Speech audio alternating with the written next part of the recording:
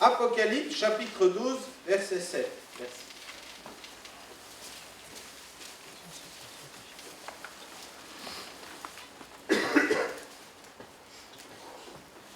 Il y eut guerre dans le ciel. Michel et ses anges combattirent contre le dragon, et le dragon et ses anges combattirent, mais ils ne furent pas les plus forts, et leur place ne fut plus trouvée dans le ciel. Ils furent précipités, le grand dragon, le serpent ancien appelé le diable et Satan, celui qui séduit toute la terre. Il fut précipité sur la terre, et ses anges furent précipités avec lui. Et j'entendis dans le ciel une voix forte qui disait « Maintenant le salut est arrivé, ainsi que la puissance et le règne de notre Dieu et l'autorité de son Christ. Car il a été précipité, l'accusateur de nos frères, celui qui les accusait devant Dieu, jour et nuit. Ils l'ont vaincu à cause du sang de l'agneau et à cause de la parole de leur témoignage. Et ils n'ont pas aimé leur vie jusqu'à craindre la mort. C'est pourquoi, réjouissez-vous, cieux, et vous qui habitez dans les cieux. Malheur à la terre et à la mer, car le diable est descendu vers vous, animé d'une grande colère, sachant qu'il a peu de temps. » Je n'avais pas prévu parler sur cela. Et puis, la nuit, je dors. Mais cette nuit, j'ai eu ce verset 12 là qui s'est imprimé dans ma conscience, dans ma réflexion.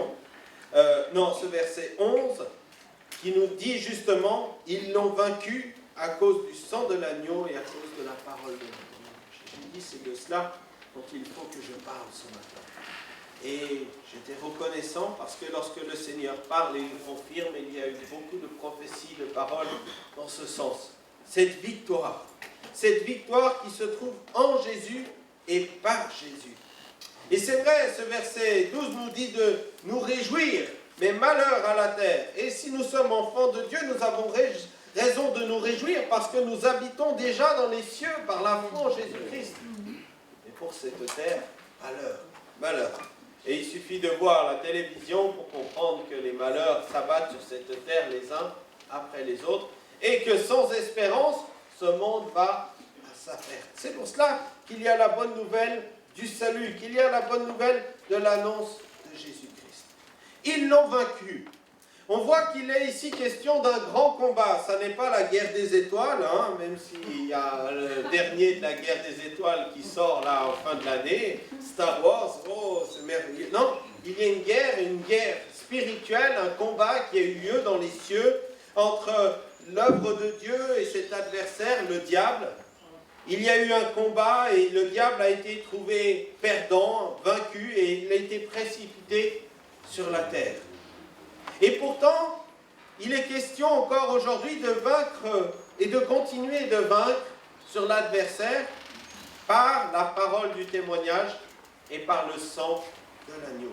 De quel type de combat il s'agit? De quelle victoire il s'agit de prendre? Qu'est-ce qui se joue encore? Eh bien, il se joue la vie de chacun, la vie de chaque homme, de chaque femme. Le diable sait qu'il ne peut pas être victorieux sur Dieu, régner sur l'univers. C'est Dieu qui tient toutes choses entre ses mains. C'est Dieu qui est éternel. Le diable sait qu'il ne peut pas séduire non plus les anges, ceux qui appartiennent à Dieu, parce que ça c'est déjà fait et la condamnation est déjà arrivée. Mais l'enjeu du combat, c'est la vie de chacun et de chacune. L'adversaire de nos âmes est venu avec le désir de voler, d'égorger, de détruire, nous dit Jésus. Mais Jésus est venu afin que les brebis aient la vie et la vie en abondance. Amen. L'enjeu de la réalité du combat spirituel, c'est cela, c'est que les hommes soient sauvés, ou alors l'œuvre de l'adversaire, c'est qu'ils soient perdus. C'est qu'ils soient perdus. C'est qu'ils soient égarés. D'où la nécessité d'entrer dans cette victoire, et celui qui se cache sous le sang de l'agneau, celui qui témoigne dans sa foi, celui qui croit dans son cœur et qui confesse de sa bouche que Jésus est Seigneur, eh bien celui-ci devient un enfant de Dieu. Il a vaincu pour lui-même la puissance de l'adversaire de nos âmes. Apocalypse 12, verset 17 nous dit « Et le dragon fut irrité contre la femme, il s'en alla faire la guerre au reste de sa postérité, à ceux qui gardent les commandements de Dieu et qui ont le témoignage de Jésus-Christ. » Il est là encore question d'une guerre pour la postérité de la femme. Depuis la Genèse, il y a cette annonce sur Ève que celle-ci écrasera la tête du serpent, mais que celui-ci lui blessera le talon. Ève, c'est l'image de l'Église qui va venir. Ève, c'est l'image de la continuité de l'œuvre de Jésus. Et hier, en discutant avec la jeunesse, je leur expliquais que la représentation physique de Christ sur terre, c'est son Église. Car Christ habite au milieu des siens par son esprit. Et lorsque nous sommes assemblés en son nom, il est là et il fait son œuvre. Et nous sommes donc le prolongement physique, mu, envoyé, vivant par l'esprit de l'œuvre de Christ. Et c'est à l'Église d'écraser la tête du serpent par le témoignage et par le sang de l'agneau. C'est à l'Église de se positionner. Lorsque on lit le récit, les lettres aux 7 églises, dans l'Apocalypse au chapitre 2, 2 et 3, eh bien, au chapitre 2, verset 7, à la première église, il est écrit que celui qui a des oreilles entende ce que l'Esprit dit aux églises. À celui qui vaincra, je donnerai à manger de l'arbre de vie qui est dans le paradis. À la deuxième église, il est dit, au verset 11, celui qui vaincra n'aura pas à souffrir la seconde mort. À la troisième église, il est dit, au verset 17, à celui qui vaincra, je donnerai de la manne cachée et je lui donnerai un caillou blanc. Et sur ce caillou est écrit un nom nouveau que personne ne connaît, si ce n'est celui qui le reçoit. À la quatrième église, au verset 26, il est écrit « À celui qui vaincra et qui gardera jusqu'à la fin mes œuvres, je donnerai autorité sur les nations. » À la cinquième église, au chapitre 3, verset 5, il est dit encore « Celui qui vaincra sera ainsi revêtu de vêtements blancs. Je n'effacerai point son nom du livre de vie et je confesserai son nom devant mon Père qui est dans les cieux. » À la sixième église, chapitre 3, verset 12, il est encore dit « Celui qui vaincra, je ferai de lui une colonne dans le temple de mon Dieu et il n'en sortira plus. J'écrirai sur lui le nom de mon Dieu et le nom de la ville de mon Dieu, de la nouvelle Jérusalem qui descend du ciel d'auprès de mon Dieu et mon nom nouveau. » Et puis, à la dernière église, la septième, au chapitre 3, verset 21, il est encore écrit « Celui qui vaincra, je le ferai asseoir avec moi sur mon trône, comme moi j'ai vaincu et je me suis assis sur mon Père, avec mon Père sur son trône. » Chacune de ces églises, qui sont symboliques et pourtant réelles, mais à chacune de ces églises, à chacun de ces avertissements que l'Esprit envoie, eh bien, il y a cette expression « celui qui vaincra ». Celui qui vaincra. Comme si la réalité de ce combat était quelque chose à laquelle l'Église devait sans cesse se préparer. Quels que soient les étangs, les circonstances, les circonstances, les périodes, les difficultés à laquelle chaque église doit faire face, parce qu'à chaque fois c'est des villes différentes, avec des temps différents, des circonstances différentes, mais à chaque fois la réponse est la même, celui qui vaincra. Celui qui vaincra. Ils l'ont vaincu par le sang de l'agneau.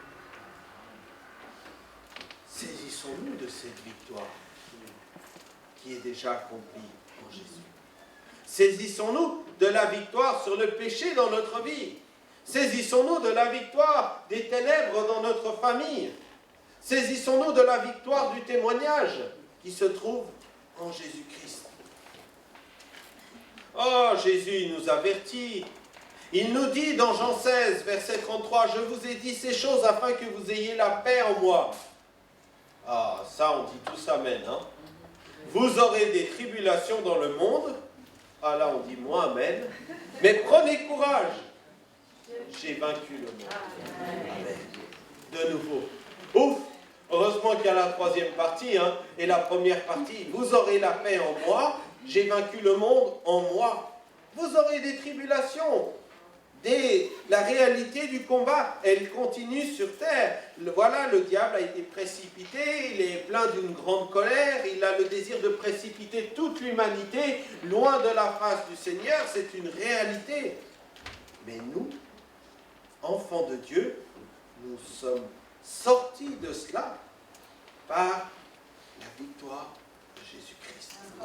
Nous sommes sortis de cela personnellement, mais nous sommes quand même, en tant qu'enfants de Dieu, que soldats du Seigneur, pleinement dans ce combat pour sortir les autres de cette emprise, de cette adversité sur leur vie. Paul écrit aux Romains au chapitre 16, verset 20, « Le Dieu de paix écrasera bientôt Satan sous vos pieds, que la grâce de notre Seigneur Jésus-Christ soit avec vous. » Il termine, c'est à peu près les mots de conclusion, il y a encore quelques salutations à la fin de ce livre des Romains, mais il parle de ce Dieu de paix qui écrasera bientôt. Bientôt, il y a la délivrance finale. Et jusqu'alors, c'est à l'Église de relever le défi.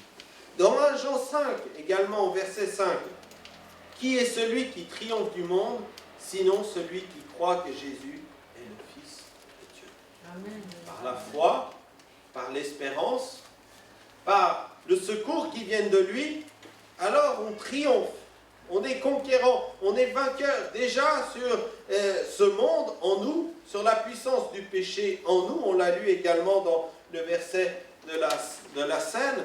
On est vainqueur sur la crainte de la mort parce qu'il vit. Il vit. Jésus, celui qui a vaincu définitivement le pouvoir de la mort, vit en nous.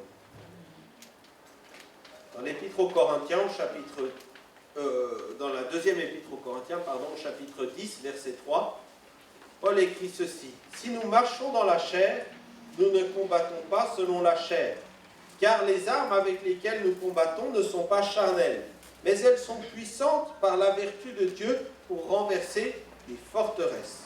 Nous renversons les raisonnements et toute hauteur qui s'élève contre la connaissance de Dieu, et nous amenons toute pensée captive à l'obéissance de Christ. » La réalité du combat, elle est là, du combat spirituel. Renverser les raisonnements, les forteresses de raisonnement et toute hauteur qui s'élève contre la connaissance de Dieu. Franchement, en Europe, il y en a des raisonnements contre la connaissance de Dieu. Il y en a des forces de pensée humanistes, philosophiques, religieuses, qui vont s'opposer au message de l'Évangile, à la simplicité de l'Évangile. Il y en a des raisonnements fondés dans l'intellect de l'homme, dans les bien-pensants dans notre société face à l'évidence de l'Évangile. Et c'est une réalité de devoir faire face à ces forteresses-là, forteresses dans l'entendement, forteresses d'incrédulité des cœurs, pour que le message de l'Évangile impacte leur cœur. Et c'est pour cela que nous avons besoin, lorsque nous témoignons, lorsque nous parlons du Seigneur, qu'il se passe des signes et des prodiges qui attestent de la puissance de Dieu, qu'il y ait cette puissance du Seigneur pour renverser ces forteresses. La façon dont Israël a vaincu la forteresse de Jéricho, c'est avec la prière et la persévérance et l'obéissance par rapport à l'œuvre de Dieu. C'est vrai que les terrains sont différents dans ce monde. Que, voilà, dans le continent africain, il n'y a peut-être pas la même forme d'incrédulité. Il y a une autre forme de combat spirituel, une autre réalité. Il y a peut-être une plus grande sensibilité, une plus grande ouverture à ce monde spirituel, tant d'un point de vue le bon, l'action de Dieu, mais aussi dans les choses négatives, l'action avec le diable, l'action avec les esprits. Et on se rend compte que le combat, c'est le même, mais il ne se déroule pas de la même manière. Mais chez nous en Europe, Oh, le diable, il n'existe pas. Ça fait longtemps qu'on ne le voit plus agir. Oh, il y en a bien quelques farfelus qui vont aller voir quelques voyants par-ci, d'autres qui vont lire un peu l'horoscope. Mais chez nous, le diable, il n'existe pas. C'est pas vrai. C'est pas vrai. Regardez les raisonnements. Regardez les pensées. Regardez l'incrédulité dans les cœurs. Et réalisons que le combat, il a tout autant de valeur, tout autant de puissance. Croyez-vous que le diable se concentre sur une seule région du monde ou sur plusieurs et qu'il aurait abandonné la vieille Europe? Non, non, non. La réalité, elle est là. Le combat se déroule d'une autre manière. Mais nous devons, eh bien, renverser les raisonnements et toute hauteur qui s'élève contre la connaissance de Dieu. On veut sortir Dieu, on veut éloigner Dieu. Dans toutes nos sociétés, on veut mettre Dieu dehors et tout ce qui parle de Dieu, on veut le mettre dehors.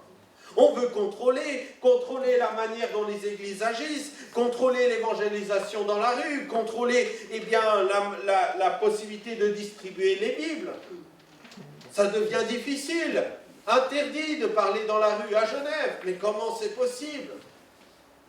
C'est là la réalité des forteresses qui sont devant nous. Seigneur, fais que l'on puisse continuer d'apporter cet évangile. Fais que lorsqu'on ouvre la bouche, parlant simplement de ce que Jésus fait pour nous, les cœurs soient touchés. Les cœurs soient touchés. Pas l'intellect, pas l'émotion, pas le religieux. Ah, c'est bien la foi qu'ils ont, ces gens-là. Ah, c'est bien, c'est honorable.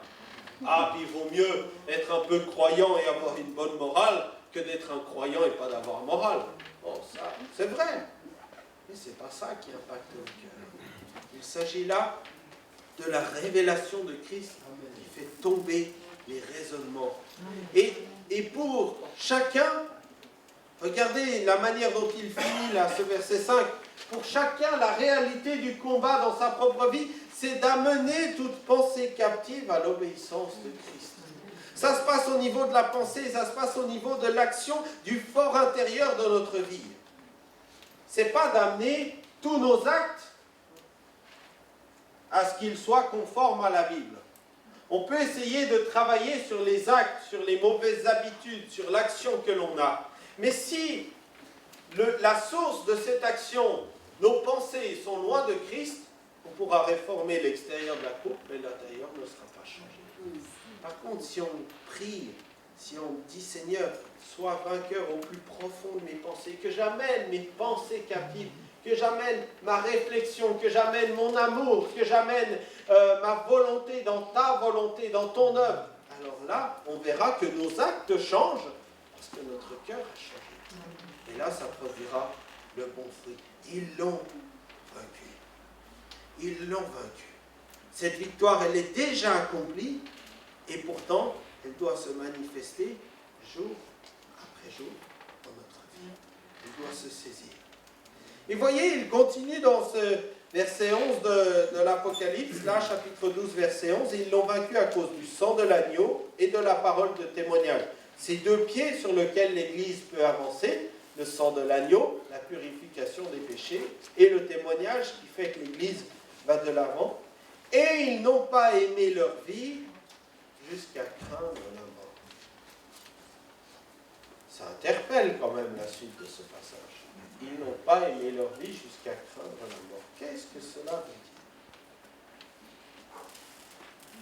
Paul dira, dans Acte 20, verset 24, « Mais je ne fais pour moi-même aucun cas de ma vie, comme si elle m'était précieuse, pourvu que j'accomplisse ma course avec joie et le ministère que j'ai reçu du Seigneur d'annoncer la bonne nouvelle de la grâce de Dieu. » Il ne dit pas par là que sa vie n'a aucune valeur, hein, comme si elle m'était précieuse. Il ne dit pas que sa vie n'est pas précieuse. Bien sûr, elle est précieuse aux yeux de Dieu, et elle est précieuse pour lui parce que c'est sa vie, parce qu'elle lui est prêtée par Dieu. Mais il sait que la perspective qu'il a, qu'il s'inscrit lui-même dans une œuvre qui est plus grande que sa propre vie, que sa propre destinée, que son propre temps. Il travaille pour une œuvre qui continuera après lui. La preuve, ce matin on lit son témoignage. On lit son témoignage. Je ne fais pour moi-même aucun cas de ma vie. pourvu que j'accomplisse la course du Seigneur avec joie. Et il l'a manifesté parce qu'il a été d'accord d'être en prison pendant des années pour la cause de Christ. Il l'a manifesté parce que lorsqu'il devait retourner à Jérusalem conduit par l'Esprit, il savait qu'il irait pour faire face à l'adversité, qu'il serait lié à Jérusalem. Mais il va accepter d'y aller parce qu'il savait aussi que c'était la volonté de Dieu. Quel homme, quelle foi, quelle capacité de dire, eh bien, j'y vais. Et on retrouve ce passage de Jérusalem juste au verset 21, verset 13. Alors il répondit, que faites-vous en pleurant et en me brisant le cœur aux anciens là? Je suis prêt non seulement à être lié, mais encore à mourir à Jérusalem pour le nom du Seigneur. Et il est fou, non, il est soumis à l'obéissance de Christ. Il sait, bien sûr, tous ne sont pas appelés à œuvrer comme Paul, mais toutefois tous, nous sommes appelés à mourir à nous-mêmes, à mourir à notre ancienne nature, à mourir à nos désirs, à nos envies, à nos caprices personnels, pour laisser la volonté de Dieu se manifester. Et si le grain qui est tombé en terre demeure, il ne peut porter du fruit. Mais s'il meurt, il porte beaucoup de fruits, nous dit Jésus. Mourir à nous-mêmes, mourir dans cet engagement, aimer leur vie jusqu'à craindre la mort. Et ils n'ont pas aimé leur vie, ils ont été prêts à se donner entièrement. Quelle joie, ces hommes, ces femmes qui ont tenu ferme jusqu'à la fin. Dans Hébreux 11, verset 35, vous savez, cet épître aux Hébreux là qui élève ces témoins de la foi. Alors au départ, il commence bien cet épître, les premiers passages, super, les premiers des héros là qui ont vaincu, qui ont triomphé. Oh là là, c'est extraordinaire. Et puis au verset 35, des femmes recouvrèrent leur mort par la résurrection. D'autres, alors là c'est encore bien, mais d'autres furent livrés au tourment et n'acceptèrent point de délivrance afin d'obtenir une meilleure résurrection. Et d'autres subirent les moqueries et le fouet, les chaînes et la prison. Ils furent lapidés, sciés, torturés, ils moururent, tués par l'épée. Ils allèrent ça et là, vêtus de peau de brebis et de peau de chèvre, dénués de tout, persécutés, maltraités, eux dont le monde n'était pas digne, errant dans les déserts et les montagnes, dans les cavernes et les antres de la terre. C'est terrible, c'est terrible. Est-ce que Dieu était moins avec eux qu'avec ceux qui ont été triomphants? Non. Non. Est-ce que Dieu est moins avec les Syriens, avec les Érythréens, avec les Chinois qui sont persécutés dans le monde à cause de leur foi qu'avec nous? Non. Non. Dieu n'est pas moins. Dieu est le même. Dieu est le même. On ne comprend pas tout, je n'ai pas la prétention de vouloir expliquer pourquoi ils sont persécutés de cette manière.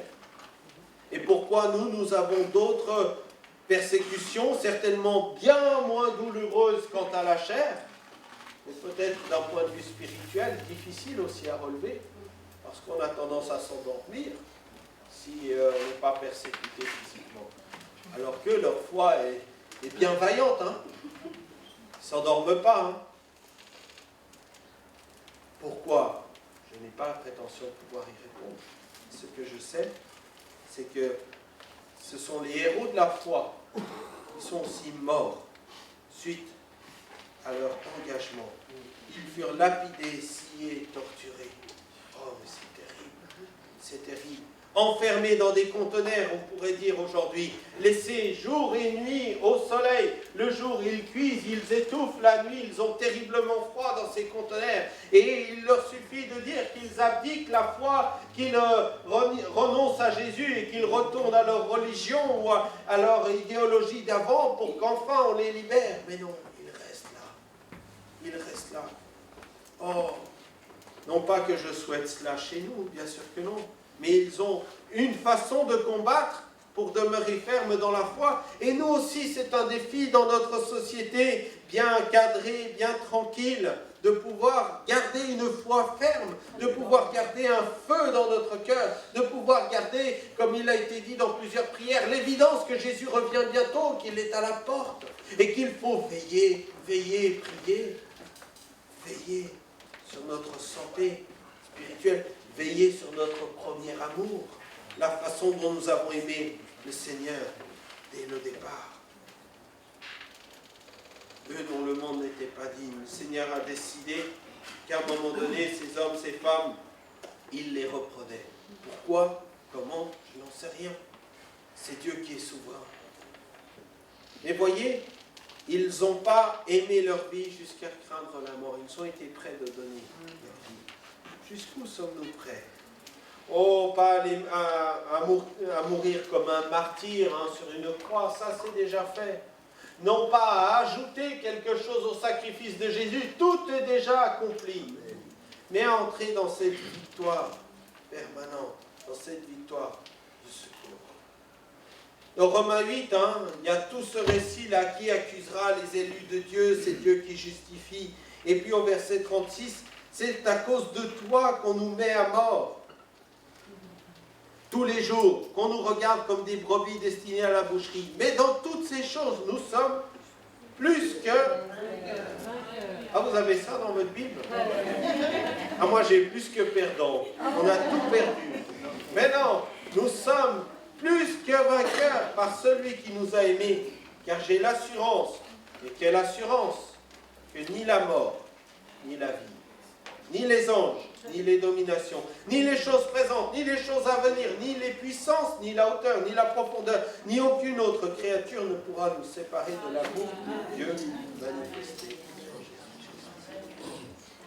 Si on a cette assurance, pas besoin d'avoir peur de la mort. Oh, bien sûr, on peut avoir peur du passage de la mort. On fait toujours, comment ça va se passer, est-ce que je vais souffrir, pas souffrir. Bon, ça... Mais avoir peur de ce qu'il y a après, avoir peur de dire Seigneur, je ne sais pas où va ma vie, avoir peur de dire je ne sais pas ce qui va m'arriver. Mais non, ces choses s'en vont parce qu'il y a une assurance qui est celle de la foi. Et on est prêt de dire Seigneur, s'il faut payer de ma vie, je suis prêt à le faire. Je suis prêt à livrer. Et déjà présentement, je veux te confier ma vie, mon existence, ma perspective éternelle.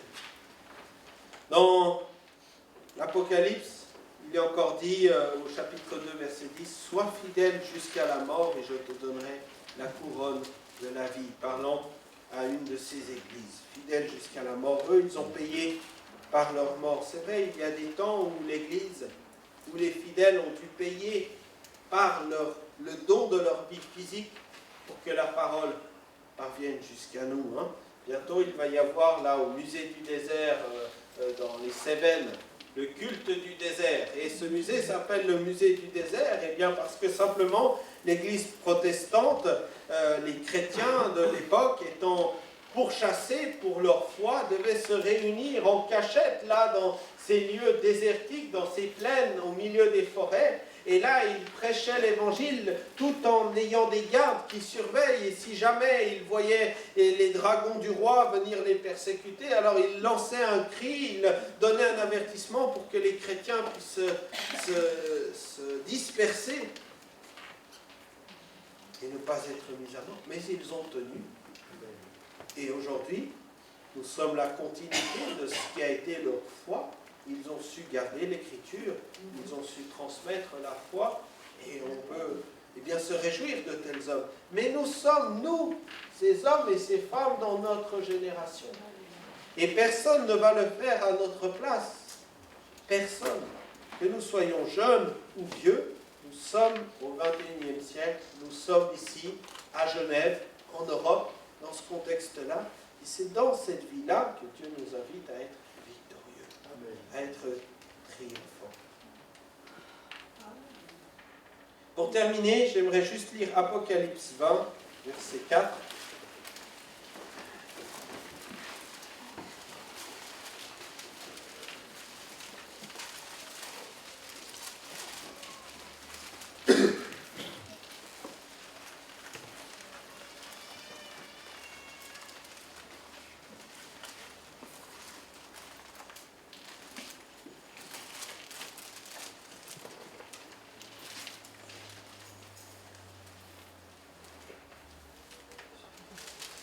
je vis des trônes, et ceux qui s'y assirent, et à ceux qui s'y assirent fut donné le pouvoir de juger. Et je vis les âmes de ceux qui avaient été décapités à cause du témoignage de Jésus, à cause de la parole de Dieu, et de ceux qui n'avaient pas adoré la bête ni son image, et qui n'avaient pas reçu la marque sur leur front ni sur leurs mains.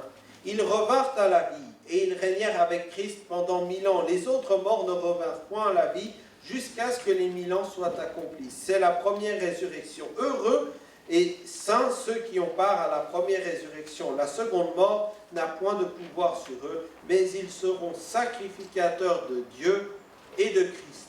Et ils régneront avec lui pendant 1000 ans et pour l'éternité, bien sûr. Mais on voit que là, il y en a qui, effectivement, ont été décapités. Le mot est comme ça, pas moi qui l'ai écrit, c'est marqué. Décapités à cause du témoignage de Jésus. Sommes-nous à l'abri de ces choses? Non, je ne crois pas. Sommes-nous confrontés à ces choses? Pas encore de cette manière dans notre pays. Mais toutefois, la persécution, la réalité du combat spirituel est pleinement là. Et on se rend compte de plus en plus que les forteresses qui nous entourent s'affermissent, grandissent, augmentent. Que les raisonnements anti-Dieu contre sa volonté, eh bien, sont là et se manifestent. Et quelles sont nos armes à disposition? La personne de Jésus et le témoignage. Et lorsque nous sommes dans ce mandat de mission, dans cet ordre de mission du Seigneur, eh bien, d'aller de faire toutes les nations des disciples, alors il est avec nous et il nous accompagne par les signes miraculeux et merveilleux. Les forteresses tombent, pas parce qu'on pioche dedans, mais parce que lui les fait tomber, parce qu'on reste fidèle à sa voix. Hein?